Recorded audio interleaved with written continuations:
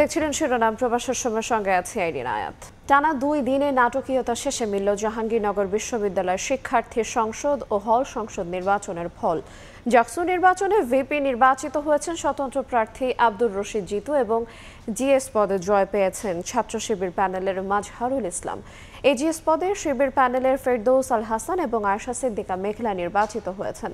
33 বছর পর ছাত্র সংসদ পাওয়ায় উচ্ছ্বসিত শিক্ষার্থীরা। এদিকে কিছু বিচ্যুতি হলেও অনিয়ম কারচুপি হয়নি দাবি করে ভুল ভ্রান্তির জন্য ক্ষমা প্রার্থনা করেছেন নির্বাচন কমিশন। দীর্ঘ 48 ঘন্টা নাটকীয়তা শেষে অবশেষে ঘোষণা হলো জাহাঙ্গীরনগর বিশ্ববিদ্যালয় শিক্ষার্থী সংসদ জাকসু নির্বাচনের ফলাফল। আমরা 1 মিনিট নীরবতা পালন করছি এই মুহূর্তে। প্রথমে দায়িত্বরত অবস্থায় শিক্ষক জান্নাতুল ফেরদৌসের স্মরণে নীরবতা পালন করা হয়। এরপরে প্রায় 2 ঘন্টা ধরে ফল ঘোষণা করে নির্বাচন কমিশন। বিনা প্রতিদ্বন্দ্বিতায় নির্বাচিত ব্যবস্থাপনাগত ত্রুটি এবং দেরিতে ফল ঘোষণা করায় ক্ষমা চায় নির্বাচন কমিশন। 33 বছর পরে বহুল কাঙ্ক্ষিত জাকসু নির্বাচন করতে যে হল সংসদ নির্বাচন করতে যে আমরা হয়তো ছোট ছোট কিছু জায়গায় আমাদের হয়তো কিছুটা বিচ্যুতি হতে পারে। সেজন্য যদি কোনো ভুল হয়ে থাকে নির্বাচন কমিশনের পক্ষ থেকে আপনাদের কাছে আমরা ক্ষমা চেয়ে নিচ্ছি। আজকে জেনারেল সেক্রেটারি বিভিন্ন হলে রিটার্নিং কর্মকর্তা হল সংসদ নির্বাচনে বিজয়ী প্রার্থীদের নাম ঘোষণা করেন। উচ্ছ্বাসের সঙ্গে সেই ফলাফল গ্রহণ করেন 21টি হলের শিক্ষার্থীরা। সভাপতি পদে সর্বোচ্চ 3334 ভোট পেয়ে জনাব আব্দুর রশিদ জিতু আসে সেই মাহেন্দ্রক্ষণ। জাকসু কেন্দ্রীয় সংসদের ফল ঘোষণা করে প্রধান নির্বাচন কমিশনার। সাধারণ সম্পাদক সর্বোচ্চ ভোট পেয়েছেন জনাব Mohammad Mazharul Islam.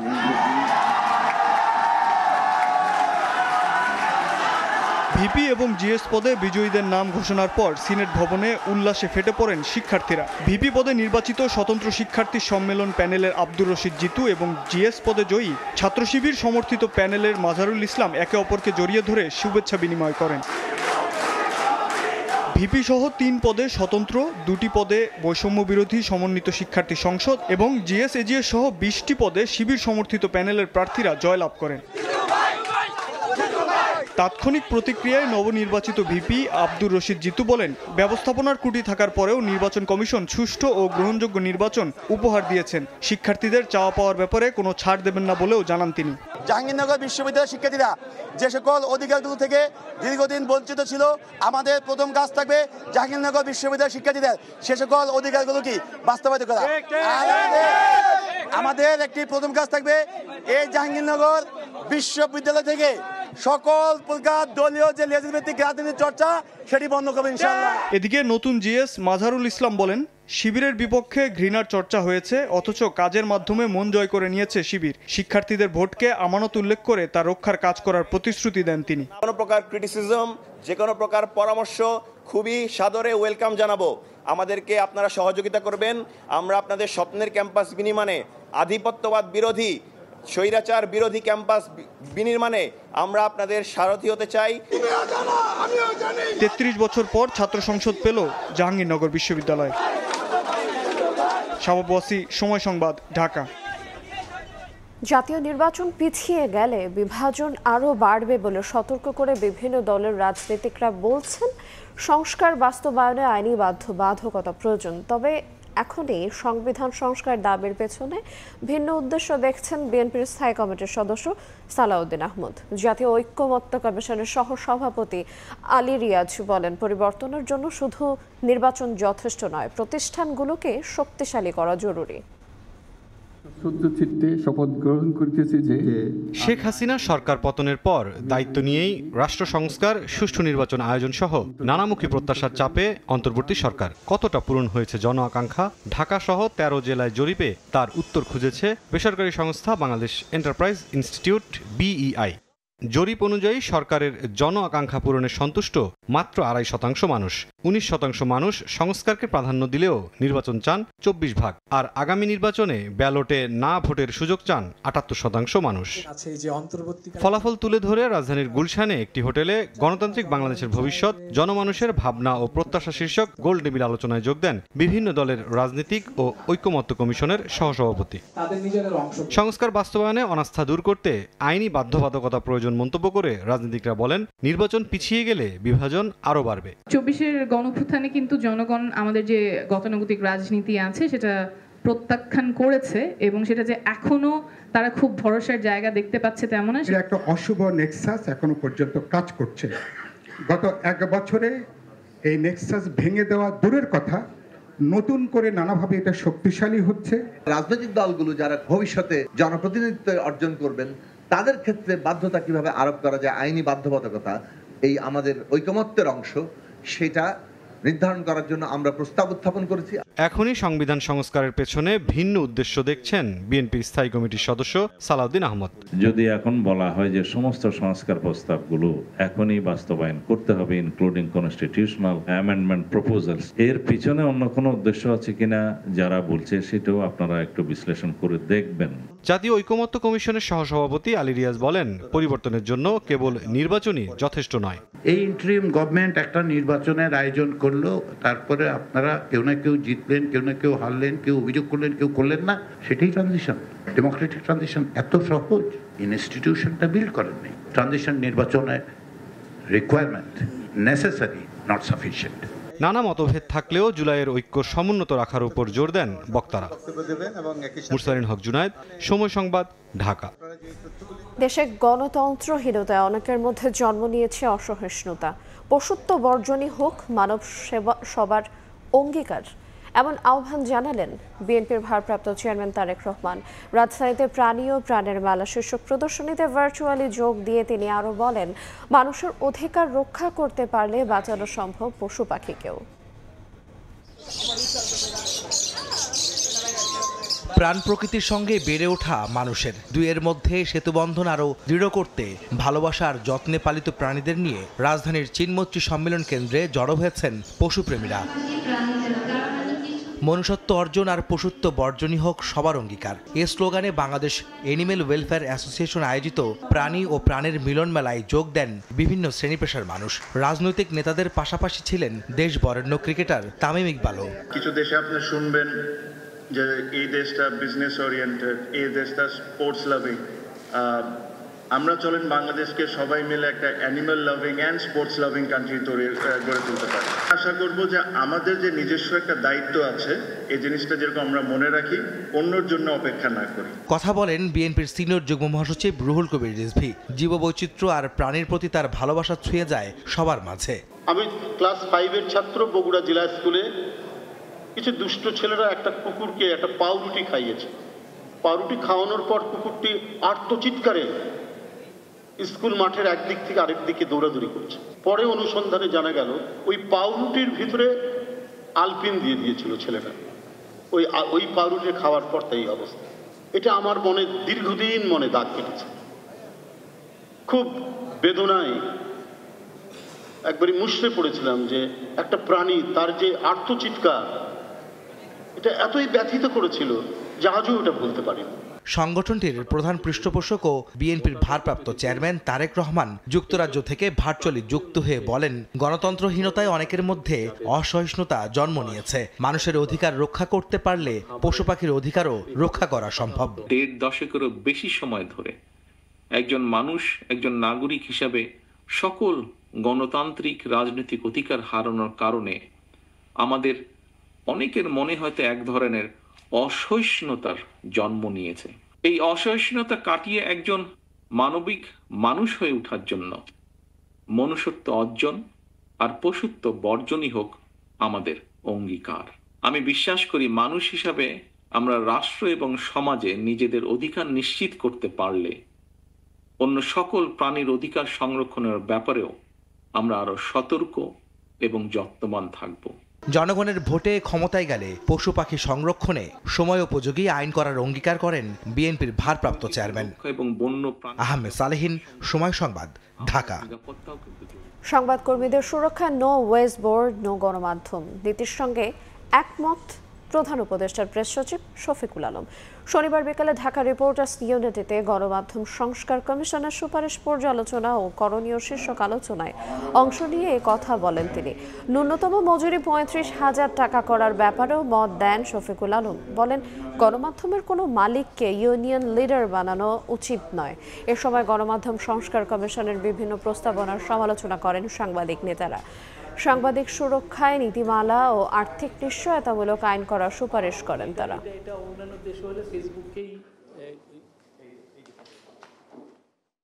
No wage board, no media, আমি এটার সাথে একমত।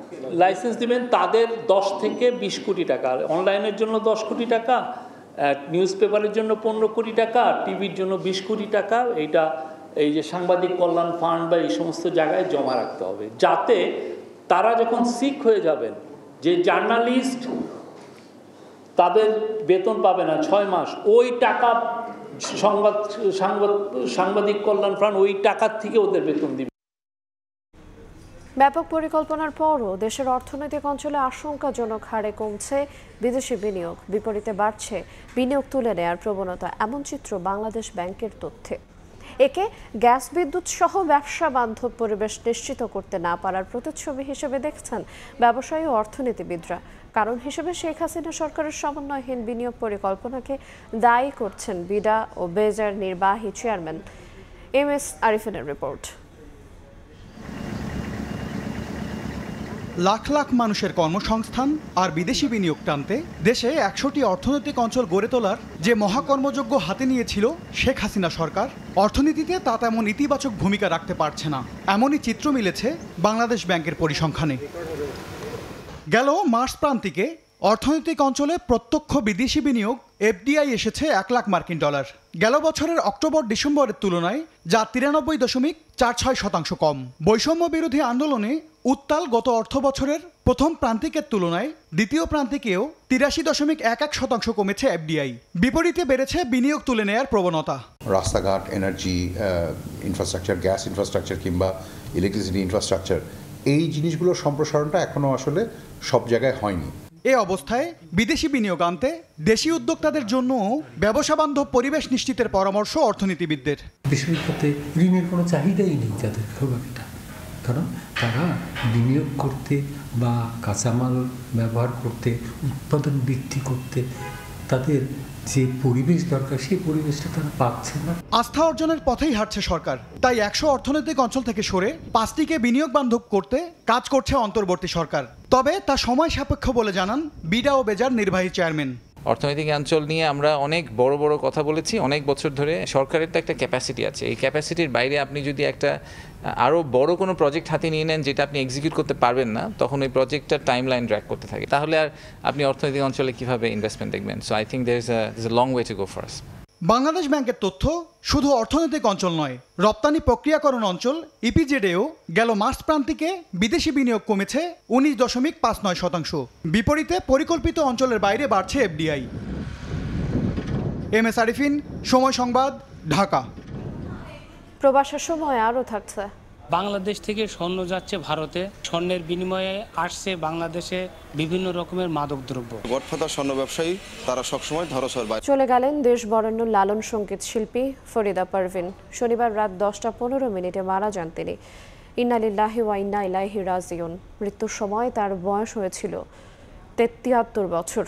দীর্ঘদিন ধরে কিডনি সহ নানা শারীরিক জটিলতায় ভুগেছিলেন এই গুণী শিল্পী। তার মৃত্যুতে সঙ্গীতাঙ্গনে নেমে এসেছে শোকের ছায়া। রবিবার সকাল 10টার দিকে সর্বসাধারণের শ্রদ্ধা জানানোর জন্য তার মরদেহ রাখা হবে কেন্দ্রীয় শহীদ মিনারে। ঢাকা বিশ্ববিদ্যালয়ের কেন্দ্রীয় মসজিদে বাদ জোহর প্রথম জানাজা অনুষ্ঠিত হবে।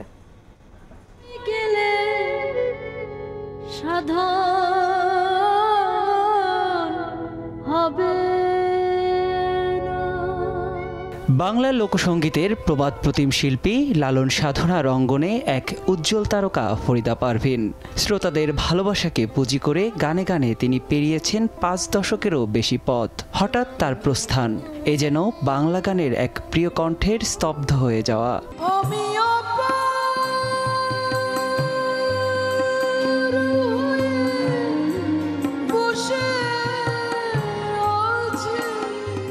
সপ্তাহখানেক আগে হঠাৎ অসুস্থ হয়ে পড়লে দ্রুত হাসপাতালে নেওয়া হয় তাকে। প্রয়োজনীয় সব পরীক্ষা নিরীক্ষা শেষে আইসিইউতে স্থানান্তর করেন চিকিৎসকরা।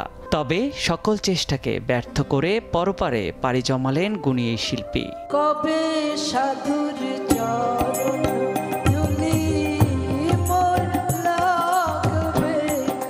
দীর্ঘদিন ধরেই নানা শারীরিক জটিলতায় ভুগছিলেন ফরিদা পারভিন।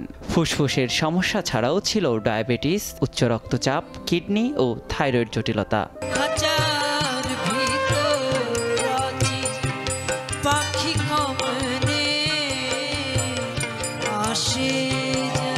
ফরিদা পারভিনের মৃত্যুর খবর ছড়িয়ে পড়তেই সঙ্গীতাঙ্গন ও ভক্তদের মাঝে নেমে এসেছে শোকের ছায়া।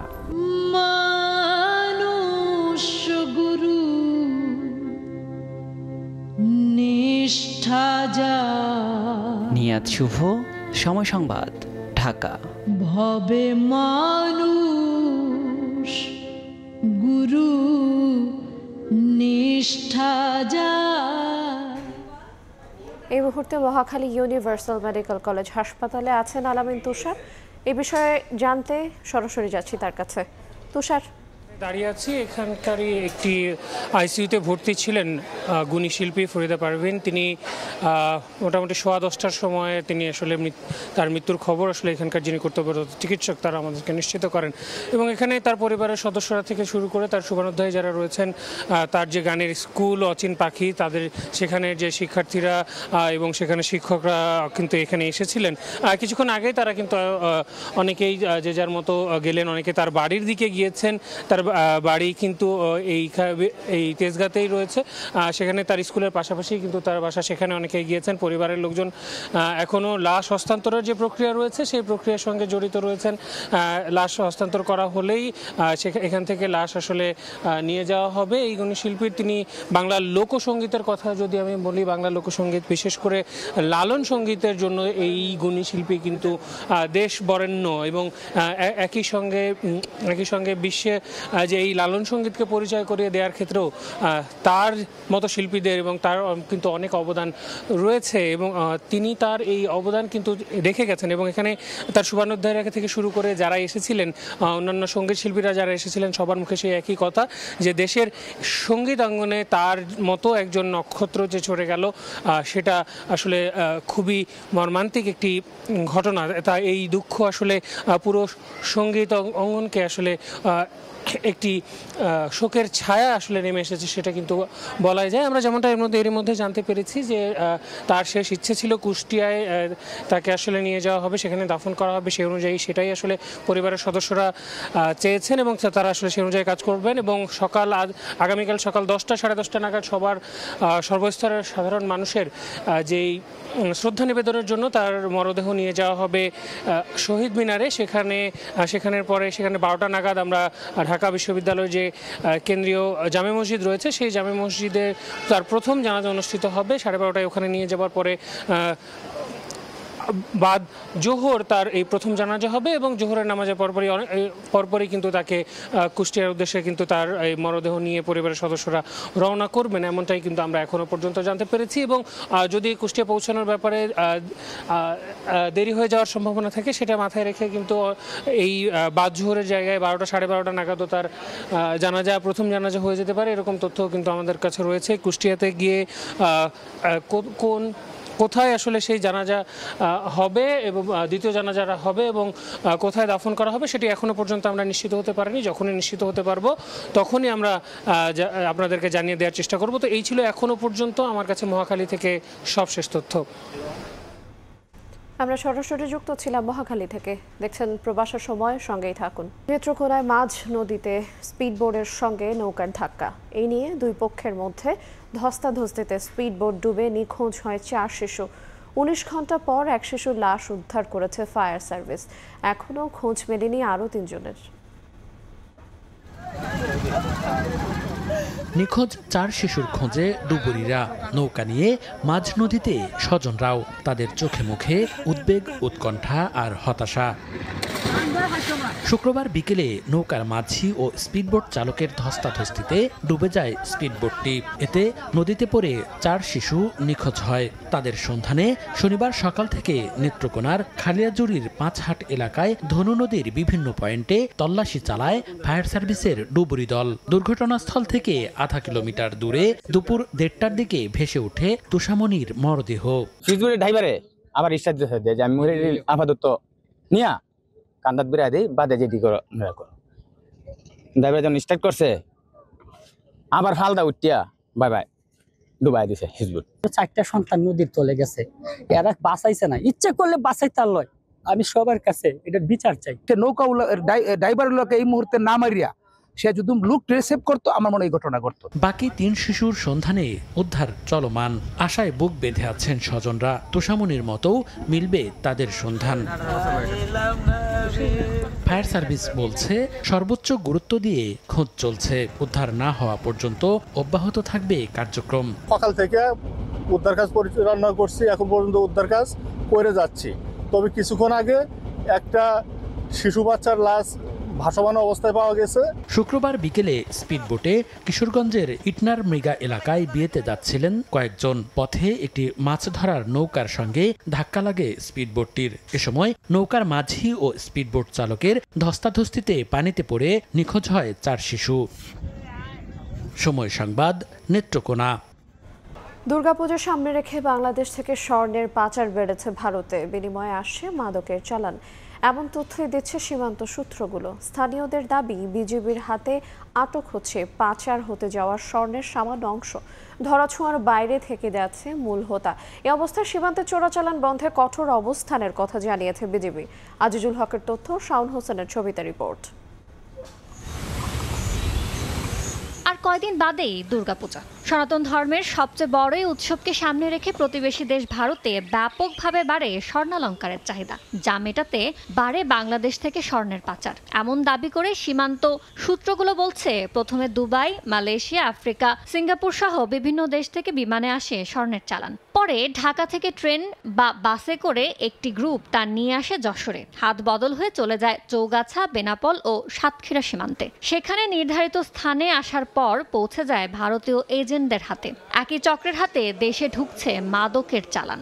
চোরাচালান হচ্ছে স্বর্ণ বা মাদক দ্রব্য, এতে কিন্তু আমাদের বাণিজ্যিক নিরাপত্তা হুমকির মধ্যে পড়ছে। বাংলাদেশ থেকে স্বর্ণ যাচ্ছে ভারতে এবং ভারত থেকে স্বর্ণের বিনিময়ে আসছে বাংলাদেশে বিভিন্ন রকমের মাদক দ্রব্য। সীমান্তে বিজিবির অভিযানে স্বর্ণ পাচারকারী এবং স্বর্ণ আটক করলেও যারা মূল হোতা গডফাদার স্বর্ণ ব্যবসায়ী তারা সবসময় ধরাছোঁয়ার বাইরে থাকছে। এগুলো আরো কড়াকড়ি করতে হবে এবং এই বৈধ পথ দিয়ে যেসব পাসপোর্ট যাত্রীরা যাচ্ছে আরো কড়াকড়িভাবে তাদেরকে চেকিং করতে হবে। বিজেপির তথ্য, চলতি বছর ভারতে পাচারকালে 15 কেজি 504 গ্রাম স্বর্ণ উদ্ধার করেছে এই সীমান্তরক্ষী বাহিনীর 49 ব্যাটালিয়নের সদস্যরা। এ সময় বহনকারী কয়েকজনকে আটক করতে পারলেও ধরাছোঁয়ার বাইরে থেকে গেছে মূল হোতারা। তাদের ধরতে বাড়ানো হয়েছে তৎপরতা। যাদেরকে আমরা ইনিশিয়ালি ধরছি তাদেরকে আমরা থানা হাজতে দেওয়ার পরে পরবর্তী তদন্ত কার্যক্রমের মাধ্যমে তাদের পিছনে যারা আছে তাদেরকে শনাক্ত করার চেষ্টা করা হচ্ছে। বিজিবি জানিয়েছে, চলতি বছর ভারতে পাচারকালে তাদের হাতে আটক হওয়া স্বর্ণের বাজার মূল্য 23,38,253 টাকা। সময় সংবাদ, বেনাপোল। গাইবান্ধা কুড়িগ্রামবাসীর দীর্ঘ প্রত্যাশিত মাওলানা ভাসানী সেতু উদ্বোধনের একদিন পরই বৈদ্যুতিক কেবল চুরির কারণে বন্ধ হয়ে যায় বিদ্যুৎ সংযোগ। দীর্ঘ 21 দিন অন্ধকারে ডুবে থাকার পর অবশেষে চালু হয়েছে বিদ্যুৎ সংযোগ। এখন সেতু ও পারাপারকারী জনসাধারণের নিরাপত্তায় দুই পারে দুটি পুলিশ বক্স চাইছেন স্থানীয়রা। বিপ্লব ইসলামের রিপোর্ট। গাইবান্ধা কুড়িগ্রাম জেলার মধ্যে সরাসরি সড়ক পথে যোগাযোগ সহ দেশের উত্তরাঞ্চলের মানুষের জন্য নতুন সম্ভাবনার দ্বার খুলে দেয় মাওলানা ভাসানী সেতু। কিন্তু উদ্বোধনের পরদিনই 310 মিটার বৈদ্যুতিক কেবল চুরি হওয়ায় বন্ধ হয়ে যায় সেতুর বিদ্যুৎ সংযোগ। সন্ধ্যা নামলেই ঘুটঘুটে অন্ধকারে ডুবে যেত পুরো এলাকা। ঘটত চুরি, ছিনতাই সহ নানা অপরাধ ও দুর্ঘটনা। দীর্ঘ 21 দিনের অপেক্ষা শেষে 12 সেপ্টেম্বর পর্যন্ত সচল হয়েছে সেতুর প্রায় 80 ল্যাম্পপোস্ট সহ সংযোগ সড়কের বিদ্যুৎ সংযোগ। এখন রাতের ঝলমলে আলোয় সেতু যেন বাড়তি সৌন্দর্য ছড়াচ্ছে তিস্তার বুকে। বাইক চালিয়ে গেলে দেখা গেল যে লাইটিং এর কারণে দেখা যাচ্ছে না, গাড়ি অ্যাক্সিডেন্ট হইতো। লাইট চালু হয়েছে, অনেক সুন্দর লাগতেছে, আমরা অনেক হ্যাপি। আর বৃষ্টিটা অনেক সুন্দর, রাতের দৃশ্যটা অনেক সুন্দর, খুব ভালো লাগতেছে দেখে, সৌন্দর্যটা উপলব্ধি করতে পারছি। তবে ফের চুরি বন্ধ সহ সেতু ও চলাচলকারী মানুষের নিরাপত্তার জন্য সেতুর দুই প্রান্তে দুটি স্থায়ী পুলিশ বক্স স্থাপনের দাবি এলাকাবাসীর। প্রশাসনের নজরদারি থাকলে এতে নিরাপত্তাটা আরো জোরদার হবে। দুই পাশেই আমাদের পুলিশ বক্স থাকলে ভালো হয়। স্থানীয়দের দাবির প্রেক্ষিতে দুই পারে স্থায়ী পুলিশ বক্স দেওয়ার জন্য ঊর্ধ্বতন কর্তৃপক্ষের সঙ্গে যোগাযোগ চলছে বলে জানান এলজিইডির নির্বাহী প্রকৌশলী। অস্থায়ী পুলিশ ক্যাম্প স্থাপনের জন্য মন্ত্রণালয়ের এক নির্দেশনা আছে। ব্রিজের দুই প্রান্তে যদি স্থাপন করা যায় জনগণের সার্বিক নিরাপত্তা এবং এর সাথে সাথে আমাদের ব্রিজের অবকাঠামো নিরাপত্তাটা সুনিশ্চিত হবে। সুন্দরগঞ্জের হরিপুরে তিস্তা নদীর উপর 925 কোটি টাকা ব্যয়ে এলজিইডির বাস্তবায়নে 1490 মিটার দেশের সর্ববৃহৎ সেতু নির্মাণ করা হয়। গত 20 আগস্ট উদ্বোধন করা হয় সেতুটি। বিপ্লব ইসলাম, সময় সংবাদ, গাইবান্ধা। নিরাপত্তা টহল জোরদারের পাশাপাশি গোয়েন্দা নজরদারি বাড়িয়ে 64 নটিক্যাল মাইল জলসীমায় জলদস্যুতা শূন্যের কোটায় নামিয়ে এনেছে চট্টগ্রাম বন্দর কর্তৃপক্ষ। সিসিটিভি ক্যামেরার আওতায় আনা হয়েছে বহির্নোঙরের বিশাল একটি অংশ। সাক্ষাৎপুর ক্যামেরায় বিস্তারিত জানাচ্ছেন কমল দে। চট্টগ্রাম বন্দর ভবনে বসেই বহির্নোঙরের আলফা, ব্রেভো এবং চার্লি অ্যাঙ্কের যে অবস্থানরত পণ্য বোঝাই মার্চেন্ট শিপ কর্ণফুলী নদীর মোহনা হয়ে বন্দর চ্যানেল এবং আশপাশের নৌ অঞ্চলের মাছ ধরার নৌকা থাকছে নজরদারির মধ্যে। মূলত মার্চেন্ট শিপ থেকে রশি কিংবা ছোটখাটো পণ্য চুরির চেষ্টার অভিযোগ থাকায় এই আধুনিক নজরদারির ব্যবস্থা নিয়েছে বন্দর কর্তৃপক্ষ। যে সমস্ত ক্ষেত্রে আমাদের সন্দেহ হয় আমরা আইন প্রয়োগকারী সংস্থা অর্থাৎ বাংলাদেশ কোস্টগার্ড, নৌবাহিনী অথবা পুলিশ আমরা যোগাযোগ করে আমরা আইন প্রয়োগ করার ব্যবস্থা করি। চট্টগ্রাম বন্দরের জলসীমা একদিকে মিরেশ্বরায়, অন্যদিকে মাতার বাড়ি, আর তা পৌঁছেছে 64 নটিক্যাল মাইলে। বিশাল এই জলসীমায় 4000-এর বেশি জাহাজের নিরাপত্তা নিশ্চিত করা সত্যি দুরূহ। রিকেপের তথ্য অনুযায়ী চলতি বছর এশিয়ার বিভিন্ন নৌ অঞ্চলে 95টি দস্যুতার মধ্যে বাংলাদেশের জলসীমায় 2টি মার্চেন্ট শিপে অঘটনের চেষ্টা হয়েছে। বন্দরের দাবি, অঘটনের অভিযোগ ওঠার পরপরই বন্দরের নিরাপত্তা বিভাগ অনুসন্ধানে নেমে তার কোনো সত্যতা পায়নি। আমাদের গত বছর যদি চিন্তা করেন কোনো রকম কোনো ইনসিডেন্ট নাই এখানে। চট্টগ্রাম বন্দর কর্তৃপক্ষের কিংবা জাহাজের কোনো সংশ্লিষ্টতা নাই। 2010 সাল থেকে পরপর 3 বছর মার্চেন্ট শিপে দস্যুতা বেড়ে যাওয়ায় চট্টগ্রাম বন্দরকে এক প্রকার কালো তালিকাভুক্ত করেছিল রিক্যাপ। পরবর্তী বছরগুলিতে পরিস্থিতির উন্নতি হলে সেই তালিকা তুলে নেওয়া হয়। দেশকে সেফ পোর্ট এবং সিকিউর পোর্ট হিসেবে আন্তর্জাতিক মণ্ডলে আমাদের ইমেজ বৃদ্ধিপ্রাপ্ত হবে। অনেক সময় মার্চেন্ট শিপ থেকে ভুল ফোন কল যাওয়ার অভিযোগও রয়েছে। এক্ষেত্রে বন্দরকে আরও বেশি সতর্ক হওয়ার তাগিদ এই সাবেক মেরিনারের। ওরা যখন দেখবে যে এগুলি নাই তখন ওরা নির্দ্বিধায় ট্রেড উইল ইনক্রিজ এবং ওদের জাহাজকে এখানে পাঠাবে। পণ্য নিয়ে আসা মার্চেন্ট শিপগুলিতে দস্যুতার ঘটনা ঘটলে যেমন বহির্বিশ্বের সমুদ্র পরিবহন বাণিজ্যে বন্দরের সুনাম ক্ষুণ্ণ হয়, সে সাথে ঝুঁকি বিবেচনায় জাহাজ ভাড়াও বাড়িয়ে দেয় জাহাজ মালিক, মেইনলাইন অপারেটর প্রতিষ্ঠানগুলো। কমল দে, সময় সংবাদ, চট্টগ্রাম। বেশিরভাগ স্থানে কার্পেটিং উঠে সৃষ্টি হয়েছে বড় বড় গর্ত। দীর্ঘদিন সংস্কার না হওয়ায় লক্ষ্মীপুর, রায়পুর, ঢাকা আঞ্চলিক সড়কের বেহাল দশাইতে চরম দুর্ভোগে যাতায়াতকারীরা। সড়ক ও জনপথ বিভাগ বলছে প্রয়োজনীয় অর্থ বরাদ্দের অভাবে আটকে আছে কাজ। মাজহারুল আনোয়ার টিপুর রিপোর্ট। বড় বড় গর্ত আর খানাখন্দে ভরা পুরো সড়ক, হেলে দুলে চলছে যানবাহন। বেশিরভাগ স্থানে উঠে গেছে কার্পেটিং। লক্ষ্মীপুর, রায়পুর, ঢাকা আঞ্চলিক মহাসড়কের রায়পুরের বর্ডার বাজার থেকে লক্ষ্মীপুর সদরের চন্দ্রগঞ্জ বাজার পর্যন্ত 39 কিলোমিটার সড়কের বেহাল দশা। ক্রমেই যান চলাচলে অনুপযোগী হয়ে পড়ায় আঞ্চলিক মহাসড়কটি পরিণত হয়েছে মরণ ফাঁদে। ঝুঁকি নিয়ে চলাচল করছে যানবাহন। গাড়ি যখন আসে তখন এই গাড়িগুলো উঠতে পারে না। মানুষের জীবন হাতে করে মানুষ গাড়িতে উঠে। চোখের সামনে দেখা যায় যে এই বিভিন্ন রকমের দুর্ঘটনা ঘটে, মানে অকাল মৃত্যু ঘটে। কতক্ষণ গ্যারেজে যান লাগে, কতক্ষণ রোডও আইন লাগে। সড়ক ও জনপথ বিভাগ জানায় 4 লেন প্রকল্পে সড়কটি অন্তর্ভুক্ত হওয়ায় সংস্কারে বড় ধরনের কোনো বরাদ্দ পাওয়া যায়নি। তবে ইতিমধ্যে টেন্ডার প্রক্রিয়া সম্পূর্ণ হয়েছে। কার্যাদেশ পেলে সংস্কারে উদ্যোগ নেওয়া হবে। ইতিমধ্যে তৃতীয়বার টেন্ডার হওয়ার পরও এটা সুরাহা নেওয়া হয়েছে। চতুর্থবার টেন্ডার আহ্বান করা হয়েছে গত 14 তারিখে এবং 1 তারিখে এটা ওপেন হবে। আশা করছি যে এবার যদি ঠিকাদার নিযুক্ত হয় তাহলে এখানে হয়তো বড় ধরনের কাজ করা সম্ভব হবে। বন্দরনগরী চট্টগ্রাম থেকে ভোলা বরিশাল সহ দেশের দক্ষিণাঞ্চলের প্রায় 21 জেলার মানুষ এই সড়ক দিয়ে যাতায়াত করেন। মাজহারুল আনোয়ার টিপু, সময় সংবাদ, লক্ষ্মীপুর। গতানুগতিক ধারায় জাতীয় নির্বাচন হলে ফ্যাসিস্ট তৈরির আশঙ্কা জানিয়েছেন ইসলামী আন্দোলন বাংলাদেশের আমির মুফতি সৈয়দ মোহাম্মদ রেজাউল করিম। শনিবার বিকেলে ভোলায় দলীয় গণসমাবেশে এ কথা বলেন তিনি বলেন, সিংহভাগ দল পিআর পদ্ধতি চায়। মৌলিক সংস্কার শেষে পরিবেশ তৈরি হলে ফেব্রুয়ারির আগে নির্বাচন দিলেও কোনো আপত্তি নেই।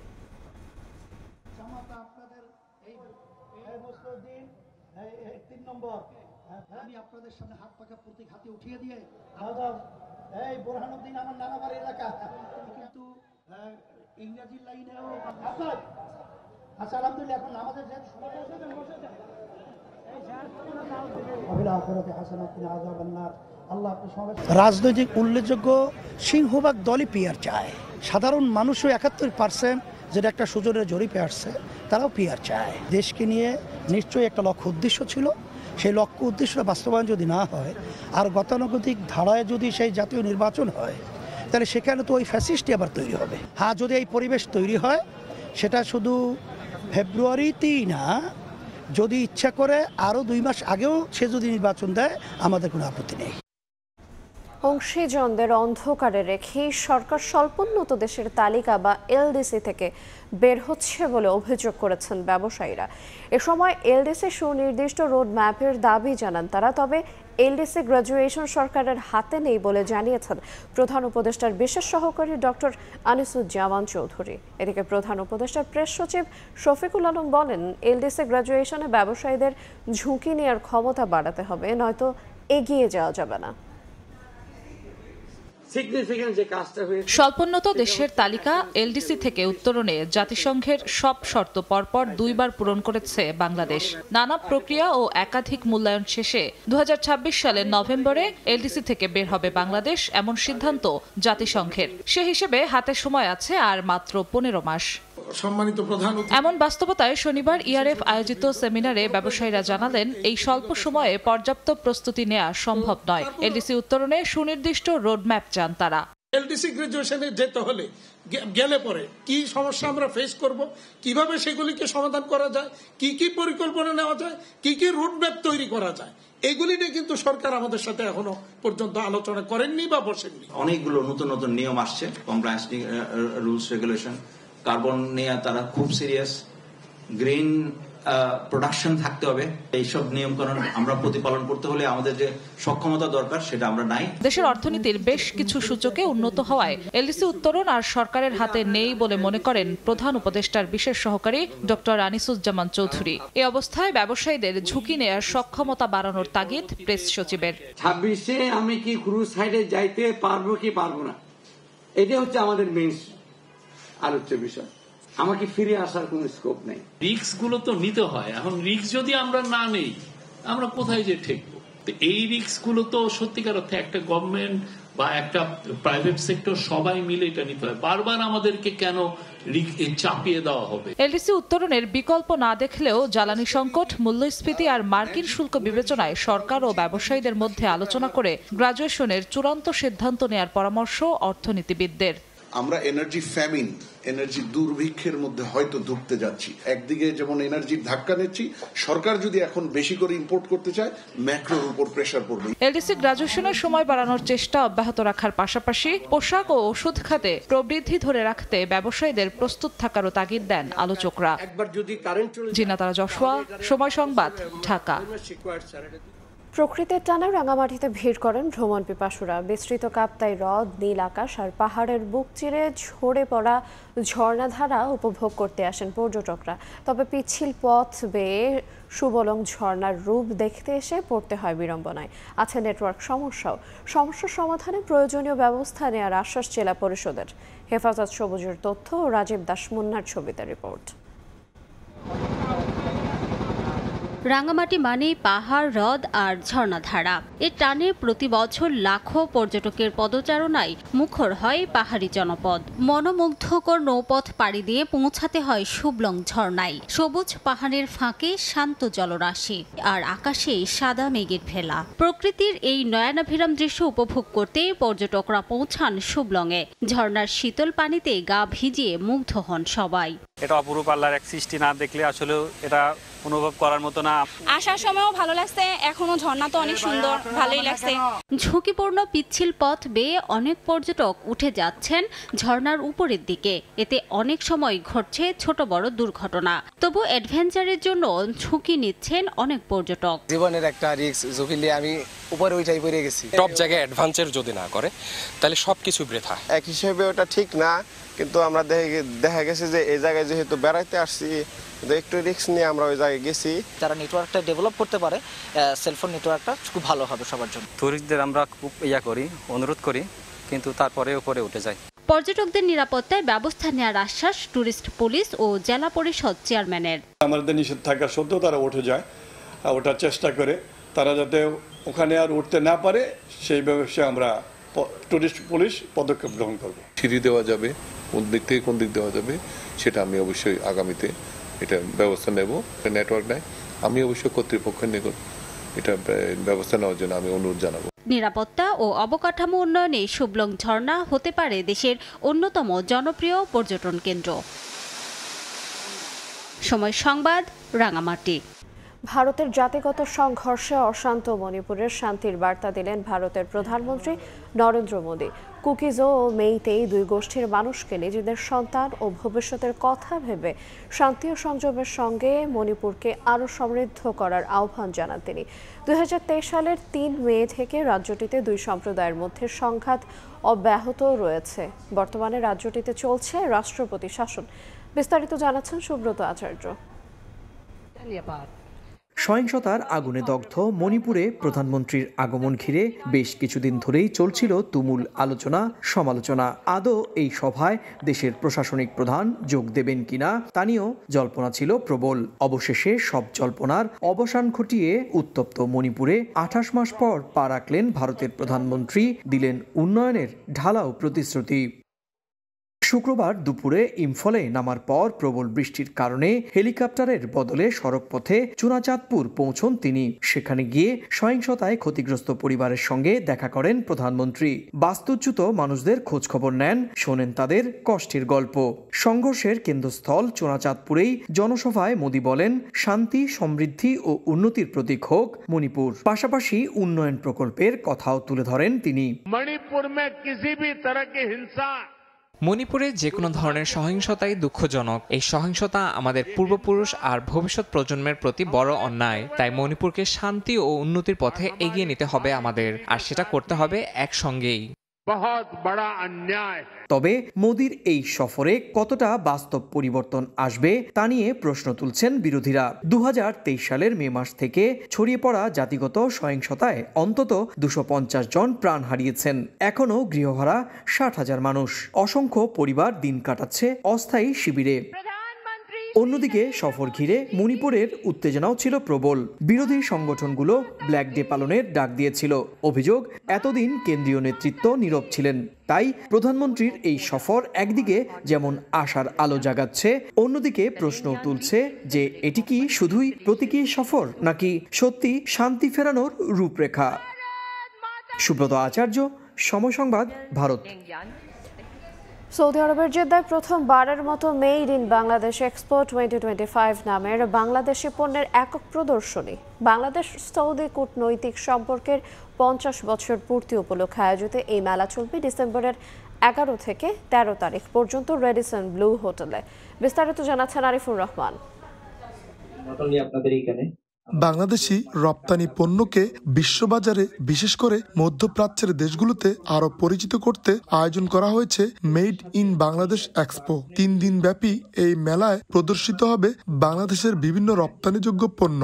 আয়োজকদের আশা এতে বাজার সম্প্রসারণ, বাণিজ্য জোরদার এবং সৌদি ব্যবসায়ীদের সঙ্গে সুসম্পর্ক গড়ে উঠবে। এই দেশের যারা ব্র্যান্ড এস্টাবলিশ করতে চায় তারা যদি হোয়াইট লেভেল করে বাংলাদেশ থেকে নিয়ে আসতে পারে, আপনারা এইখানে কিন্তু একটা অপরচুনিটি আছে। বাংলাদেশ প্রমোট করা, বাংলাদেশকে পণ্যকে যদি আমরা এনেতে, যদিও চাইনার সাথে আমরা টক্কর দিতে পারবো না, তারপরেও লিটন ভাইয়ের মতো যারা আছেন তারা এই কাজটা করছেন, আমরা তাদেরকে সহযোগিতা করব। মেলার মাধ্যমে শুধু সৌদি আরবের বাজারেই নয়, বাংলাদেশের বিনিয়োগে সৌদি উদ্যোক্তাদের আগ্রহ বাড়বে বলে মনে করেন আয়োজকরা। মেড ইন বাংলাদেশের মাধ্যমে বাংলাদেশের পণ্য এবং বাংলাদেশি পণ্য সৌদি বাজারে প্রমোট করা। বাংলাদেশি ব্যবসায়ী, প্রবাসী ও স্থানীয় ব্যবসায়ীদের মধ্যে এই এক্সপো নিয়ে এর মধ্যে ব্যাপক আগ্রহ তৈরি হয়েছে। প্রবাসীরা বলছেন, মেলা শুধু ব্যবসা নয়, দুই দেশের সম্পর্ক ও সংস্কৃতিকে আরো কাছাকাছি নিয়ে আসবে।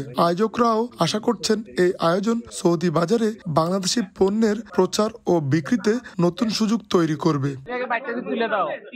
আরিফুর রহমান, সময় সংবাদ, সৌদি আরব। বাংলাদেশ ক্রিকেট বোর্ড নির্বাচনের তফসিল চূড়ান্ত করেছে বিসিবির নির্বাচন কমিশন। 4 অক্টোবর অনুষ্ঠিত হবে ভোট। এর আগে 20 সেপ্টেম্বর থেকে কাজ শুরু করে 28 সেপ্টেম্বরের মধ্যে নির্বাচনের সব কাজ গুছিয়ে আনতে চায় কমিশন। নির্ধারিত দিনে যাদের পক্ষে ভোট কেন্দ্রে উপস্থিত হওয়া সম্ভব নয় তাদের কথা ভেবে এবারও ব্যালট ও পোস্টাল ভোটের অপশন রেখেছে বিসিবি। নির্বাচন নিয়ে সরগরম বিসিবি। অক্টোবরের প্রথম সপ্তাহে হবে ভোট, যা নির্ধারিত ছিল আগেই। এবার ভোটের দিনক্ষণ সহ আনুষঙ্গিক সব কার্যক্রম ঠিক করে তফসিল চূড়ান্ত করল বিসিবি নির্বাচন কমিশন। বিসিবি নির্বাচনের আনুষ্ঠানিকতা শুরু হবে 20 সেপ্টেম্বর খসড়া ভোটার তালিকা প্রকাশের মধ্য দিয়ে। জানিয়ে কারো আপত্তি থাকলে তা দাখিল করতে পারবে 21 সেপ্টেম্বর দুপুর 1টা পর্যন্ত। আপত্তি গ্রহণ শেষে সেদিনই বিকেল 4:30টায় চূড়ান্ত ভোটার তালিকা প্রকাশ করবে ক্রিকেট বোর্ড। 22 সেপ্টেম্বর থেকে মনোনয়নপত্র সংগ্রহ করতে পারবেন নির্বাচনে অংশ নিতে যাওয়া আগ্রহী প্রার্থীরা। এজন্য নির্বাচন কমিশন সময় বেঁধে দিয়েছে 2 দিন। নমিনেশন ফর্ম জমা দেওয়ার শেষ দিন 25 সেপ্টেম্বর। যাচাই বাছাইয়ের জন্য একদিন সময় হাতে রেখেছে বিসিবি নির্বাচন কমিশন, অর্থাৎ 26 সেপ্টেম্বরই প্রকাশ করা হবে চূড়ান্ত প্রার্থী তালিকা। প্রার্থিতা নিয়ে কারো কোনো আপত্তি থাকলে তা দাখিল করা যাবে 27 সেপ্টেম্বর। একই দিন রাখা হয়েছে শুনানির ব্যবস্থাও। প্রার্থীদের মনোনয়নপত্র প্রত্যাহারের সময় একদিন, অর্থাৎ 28 সেপ্টেম্বরের মাঝেই নিতে হবে সিদ্ধান্ত। তার উপর নির্ভর করে সেদিনই চূড়ান্ত প্রার্থী তালিকা প্রকাশ করবে বিসিবি নির্বাচন কমিশন।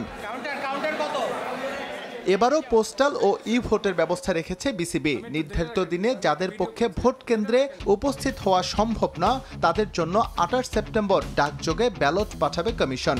দেশের বাইরে অবস্থানরতদের জন্য ব্যবস্থা রাখা হয়েছে ব্যালটের। আগামী 4 বছরের জন্য কারা আসতে যাচ্ছেন বিসিবির পরিচালনা পর্ষদে, তার আনুষ্ঠানিকতা 4 অক্টোবর। এদিন বিকেল 4টা পর্যন্ত চলবে ভোট গ্রহণ। গণনা শেষে সেদিনই প্রকাশ করা হবে প্রাথমিক ফলাফল। আনুষ্ঠানিকভাবে কমিশন বিসিবি নির্বাচনের ফল ঘোষণা করবে পরদিন 5 অক্টোবর। এসএম ইকবাল, সময় সংবাদ। অনুষ্ঠিত হলো বেসরকারি টেলিভিশন ও রেডিও সংবাদ উপস্থাপকদের সংগঠন news broadcasters alliance society of Bangladesh এনবিএর ফুটবল ফিয়েস্টা 2025। জাতীয় হ্যান্ডবল স্টেডিয়ামে এই আয়োজনের উদ্বোধন করেন বিএনপির সিনিয়র যুগ্ম মহাসচিব রুহুল কবির রিজভী। মোট 6টি দলে ভাগ হয়ে এই ফুটবল টুর্নামেন্টে অংশ নেন দেশের বেসরকারি বিভিন্ন টেলিভিশন চ্যানেল ও রেডিও স্টেশনের সংবাদ উপস্থাপকরা। পুরুষ সদস্যরা 4টি এবং নারী সংবাদ উপস্থাপকরা অংশ নেন 2টি দলে। দলগুলো হলো the Anchor Avengers, Voice Kings, Broadcast Queens, President Squad, NBA Warriors এবং প্রেজেন্টার এক্সপ্রেস। অন্যান্য অতিথি হিসেবে উপস্থিত ছিলেন বিএনপির যুগ্ম মহাসচিব জনাব শহীদ উদ্দিন চৌধুরী অ্যানি, বিএনপির আন্তর্জাতিক বিষয়ক সম্পাদক জনাব ব্যারিস্টার নাসির উদ্দিন অসীম, ঢাকা মহানগর উত্তর বিএনপির আহ্বায়ক জনাব আমিনুল হক। এতে সভাপতিত্ব করেন এনবিএ প্রেসিডেন্ট ডাক্তার Saklain Rasel. NBA football fiesta 2025 বাস্তবায়নে প্রধান পৃষ্ঠপোষকতা করে তাকওয়া ভিলেজ। সহযোগিতায় আরও ছিলেন SMC, B tours and travels, doctor Raihan Uddin.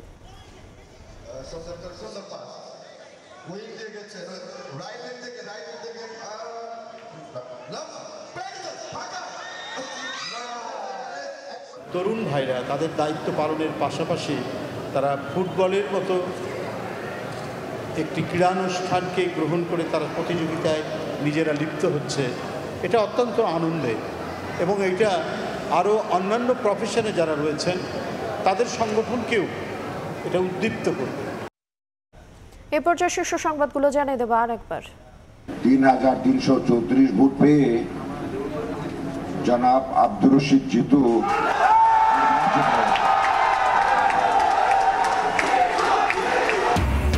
দুই দিনের নাটকীয়তার পর জাকসুর ফল ঘোষণা, ভিপি নির্বাচিত স্বতন্ত্র প্রার্থী জিতু, জিএস সহ সিংহভাগ পদে শিবিরের জয়। 33 বছর পর ছাত্র সংসদ পেল জাহাঙ্গীরনগর বিশ্ববিদ্যালয়। এখনই সংবিধান সংস্কারের দাবির পেছনে ভিন্ন উদ্দেশ্য দেখছে বিএনপি। নির্বাচন পেছালে বিভাজন বাড়ার শঙ্কা রাজনীতিকদের। পরিবর্তনের জন্য শুধু ভোট যথেষ্ট নয়, মত আলী রিয়াজের। এবং গণতন্ত্রহীনতায় জন্ম নিয়েছে অসহিষ্ণুতা। মানুষের অধিকার রক্ষা করতে পারলে বাঁচানো যাবে পশু পাখিকেও। প্রাণী ও প্রাণের মিলন মেলায় তারেক রহমান।